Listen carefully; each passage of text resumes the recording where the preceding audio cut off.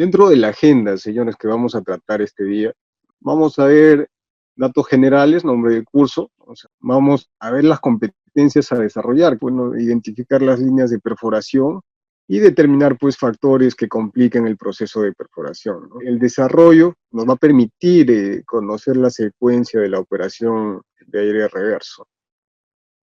Vamos a empezar con el módulo 1, la operación aire reverso. Y muchos de ustedes se preguntarán, ¿qué tiene o qué significa perforar con aire reverso, ¿no? A veces la necesidad de establecer técnicas para construcción de, de algunos pozos era lo que nos llevaba o sea, la necesidad era lo que nos impulsaba a sacar los beneficios, pues, ¿no? De esta técnica. Por ejemplo, eh, ustedes deben saber y conocer que el agua subterránea en muchos de los lugares del planeta es la principal fuente, ¿no?, que existe para subsistir, ¿no? Que existe como abastecimiento. ¿Por qué? Porque es un recurso vital. Por esta razón, las diversas técnicas de perforación de pozos han sido eh, seguramente una de las actividades trascendentales, ¿no?, para que estos pueblos puedan subsistir, ¿no? No simplemente pueblos, sino ciudades y países enteros, ¿no?, de tal forma que se logre el desarrollo adecuado, ¿no?, con el recurso pues, que éste necesitaba, ¿no? Pero existen otras aplicaciones, y sin duda la exploración minera y la extracción de recursos no renovables como el petróleo y el gas natural, ¿no? Esta técnica está aplicada a esto. Y si ustedes logran visualizar las imágenes, pues es un método de perforación en el cual no se utiliza una broca hueca, ¿sí? Son pozos de mayor diámetro, ¿no?, pero en donde no hay recuperación de testigo, pero sí de detrito, que más adelante les voy a explicar. No tiene el nombre de detritus, ¿no? Ya lleva un nombre particular en este tipo de perforación, ¿no?, que son los cuttings, ¿no?, son partículas de roca producidas eh, por la perforación pues, de este pozo, ¿no?, debido a la acción abrasiva, ¿no?, o de percusión que genera esta herramienta de corte, ¿no? Y esta herramienta de corte tiene un nombre, ¿no? Su nombre es bits. Si ustedes se percatan en la imagen derecha, podemos ver cómo es que se da este tipo de perforación, y su propio nombre dice, ¿no?, circulación inversa, ¿no? Se inyecta aire comprimido por las paredes del pozo o de la tubería, accionando o impulsando pues que estos detritus sean extraídos por el tubo interior, ¿no?, y sean eh, extraídos a la superficie, ¿no? Es muy diferente a lo que se suscita en la perforación diamantina con recuperación de testigo, ¿no?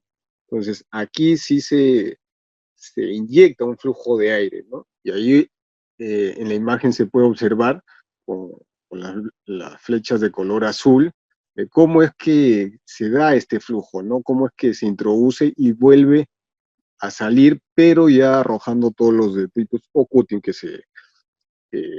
que se nombra o que lleva ese nombre pues en este tipo de técnica, ¿no?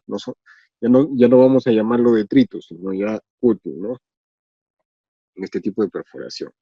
La operación aire reverso. Entonces, las diferencias entre los diversos métodos utilizados para la construcción de pozos profundos tienen que ver principalmente con el sistema de perforación que se utilice. Ojo, radicando esta decisión en las siguientes variables: el tipo de terreno a perforar, y aquí quiero hacer énfasis porque tanto en la otra técnica de perforación que es la diamantina, como en esta que es aire reverso, hay factores que tenemos que tomar en cuenta, como es el tipo del terreno a perforar, ¿no?, el plazo disponible y las especificaciones técnicas pues, que nos brinden las diversas máquinas, ¿no? Cabe resaltar que al igual que en perforación diamantina, aquí existe una serie muy, muy grande de máquinas Hay unas que están montadas en orugas, hay otras que están montadas en camiones.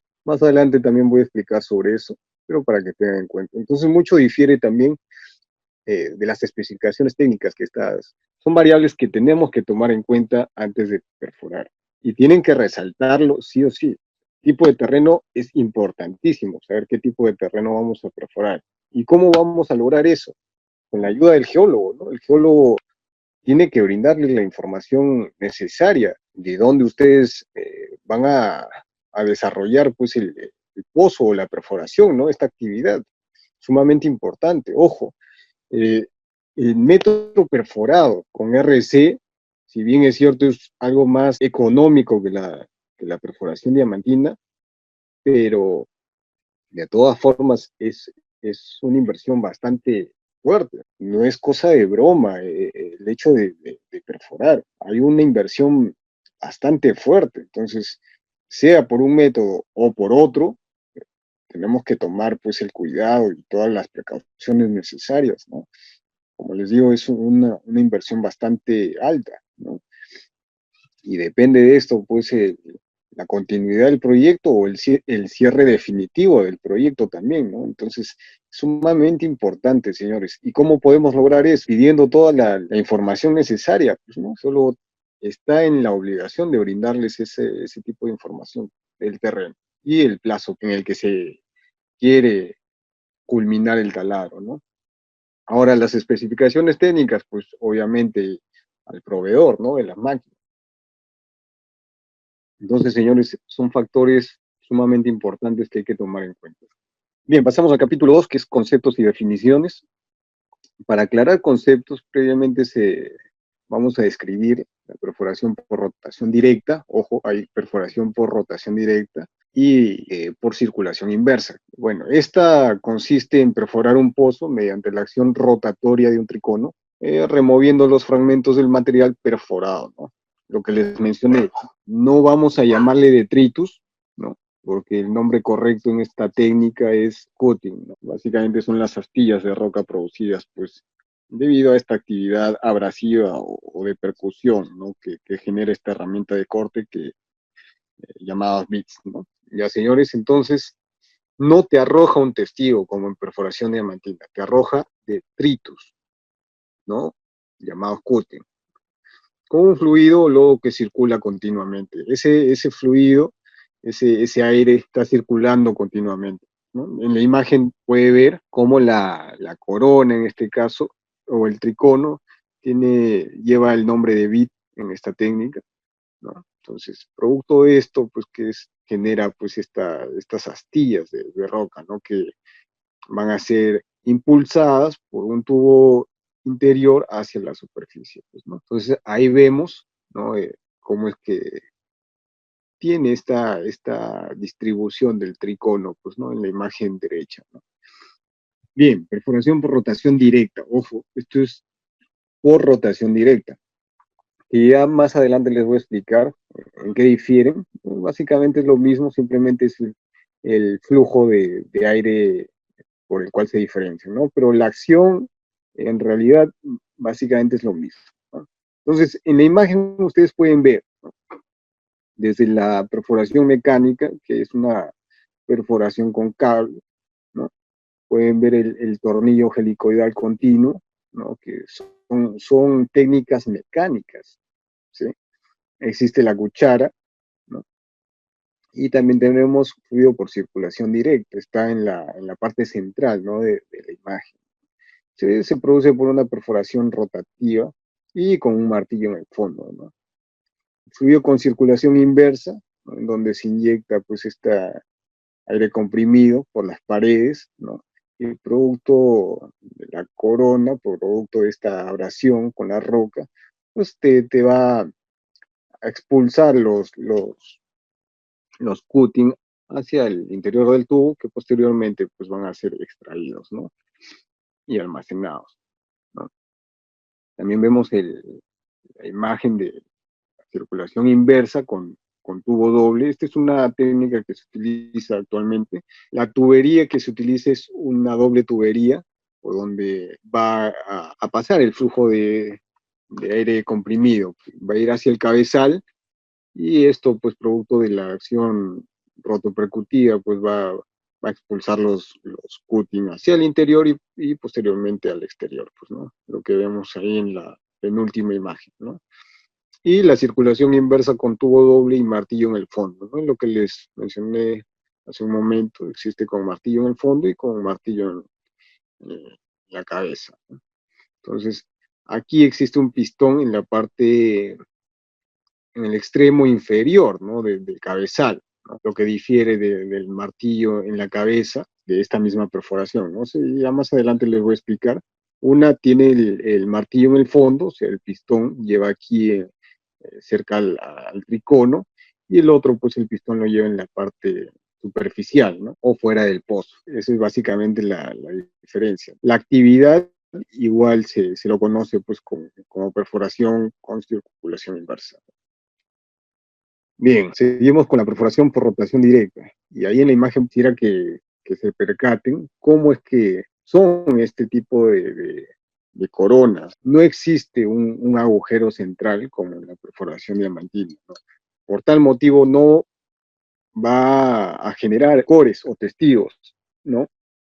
Sino por el contrario los cutting, ¿no? Los fragmentos de roca, que van a entrar por esos hoyos que ven en la corona, ¿no? Hacia un tubo interior, pues, ¿no? No sé si logran percatar esos agujeros, que también tienen un nombre específico. Bien, entonces este fluido, para que quede claro, este fluido inyectado puede ser lodo o principalmente aire comprimido, ¿no? Que a medida que el tricono penetre en los materiales de formación geológica, ¿no? Es decir, en la roca, ¿no? Entonces, mientras se va accionando y va generando esta interacción de roca o macizo rocoso, es que se va inyectando pues, de manera homogénea este aire comprimido, ¿no?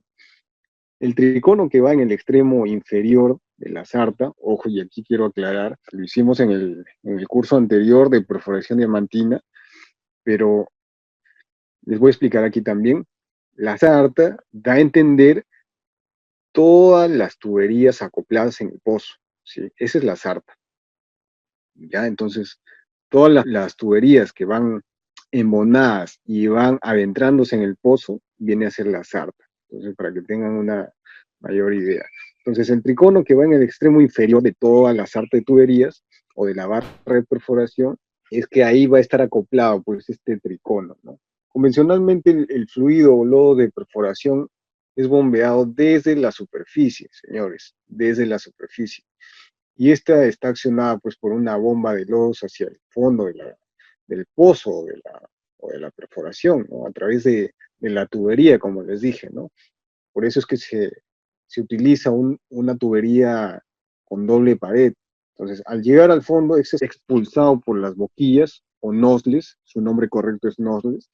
En la imagen anterior, en la parte frontal, ¿no? de estos triconos, había unos agujeros o unos hoyuelos, ¿no? Entonces, esos hoyuelos llevan el nombre de nozzles, ¿no? Y todos los triconos poseen los nozzles, ¿no? Entonces, por ahí es que va a ser expulsado este aire comprimido. Entonces, los sólidos removidos por la perforación son decantados o colados mediante embudos de malla, ¿sí? O sea, estos van a ser expulsados a la superficie, ¿no? Y van a ser decantados o colados mediante unos embudos.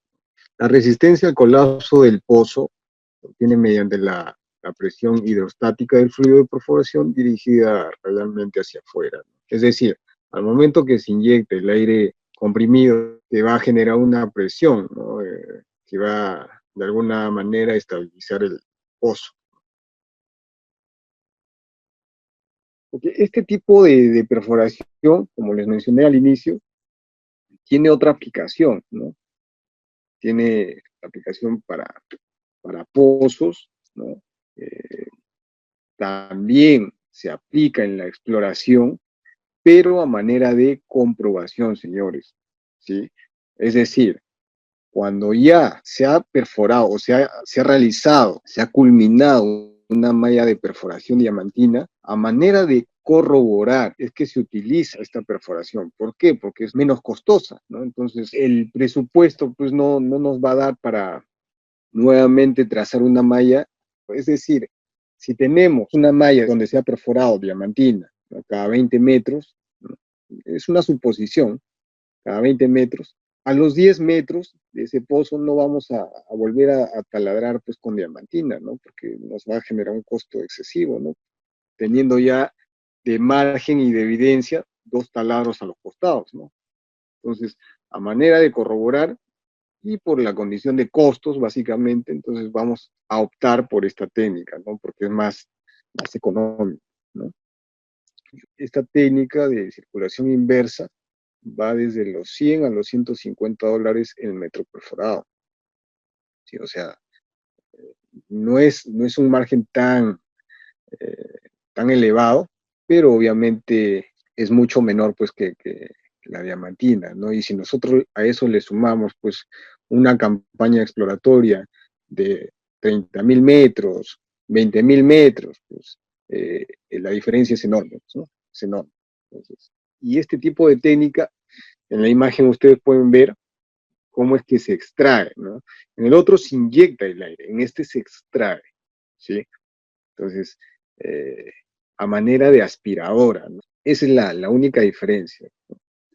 Entonces, más que un lodo de perforación, el fluido de perforación puede definirse como un agua lodosa, que rara vez se le agregan aditivos para aumentar la viscosidad, ¿no?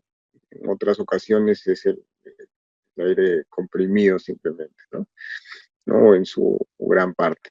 Entonces, aquí en la imagen podemos ver, ¿no?, cómo es la máquina y cómo es que se da esta actividad, ¿no? Vemos el martillo en la cabeza, ¿no? Entonces va a generar una acción rotopercutiva, ¿no? ¿No? Eh, Producto de esto, pues va a desgastar la roca, produciéndose estas astillas, que van a ser extraídas, pues, ¿no?, al exterior, ¿no? Entonces, en el exterior se va a quedar almacenado como un cono, ¿sí? El, el, el tipo de logueo, porque ustedes me dirán, esta perforación, ¿existe el logueo? ¿Se hace el logueo? ¿No se hace el logueo como en la otra técnica, que es la perforación diamantina con recuperación de testigo?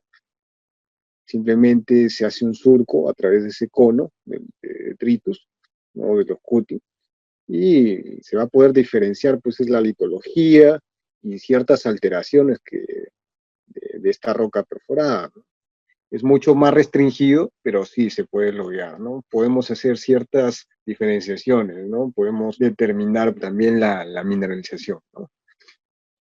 Bien, señores, y ustedes se preguntarán, ¿y cómo podemos hacer para prevenir la socavación del pozo, ¿no? El nivel del fluido se mantiene a nivel del suelo en todo momento, ¿sí? O sea, tiene que ser constante, eso sí, ténganlo presente siempre. La presión hidrostática más la inercia de la porción que se desplaza hacia abajo mantienen en cierto modo la estabilidad de las paredes, pues, del pozo perforado, ¿no? Y la erosión, pues, no constituye un problema porque la velocidad del fluido es baja, ¿no? Y es constante en este espacio anular. El foso de sedimentación debe tener por lo menos, pues, un volumen de 3 veces el de la perforación, ¿no? Ahora, ¿cuáles son las condiciones favorables de este método? Una de las condiciones favorables, pues, es la presencia de formaciones de limo, arenas o arcillas suaves, ¿no? Porque simplemente al ser más blandas, pues nos van a facilitar, ¿no?, esta técnica. Otra condición favorable es la ausencia de arcillas o cantos rodados. El nivel de agua a unos 3 metros o más de profundidad. Entonces, son condiciones favorables para este método.